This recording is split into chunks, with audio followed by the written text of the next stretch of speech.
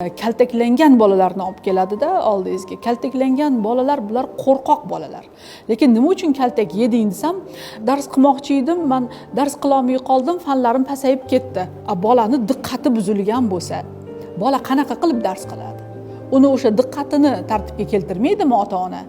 Diqqatini buzilganligini inobatga olmaydimi? Yoki bola juda qattiq qo'rqqan, IQsi, aqliy intellekti pasayib ketadi bolalarni. Qo'rqqanidan yoki qattiq siqilganidan yoki o'sha maktabdagi bulinglar, tazyiqlar, zo'ravonliklar natijasida bola o'rnini topa olmayapti-da, yana uydan ham xuddi shunaqangi tazyiqqa ichida bola. Uni kaltaklab, urib, qattiq gapirib, baqirib tarbiya qilib bo'lmaydi. Demak, biz bu jarayonlarni bunda o'rganishimiz kerak. Bola bu shaxs, avvalambor bu individual, o'ziga xos va u hech kimning bolasiga o'xshashga majbur emas. U o'xsha olmaydi ham men o'xshayman degani bilan. Chunki uni dunyoga keltirgan ota-ona, ota-onani dunyo qarashi, ota-onani o'sha natijasi bolada aslida. Endi ota-ona qanaqa bo'lsa, kechirasiz, bola ham shunaqa bo'ladi-ku. Ya'ni biz o'zimizni o'sha tuqqan bolamizdan qo'shnini bolasini tarbiyasini talab qila olmaymiz.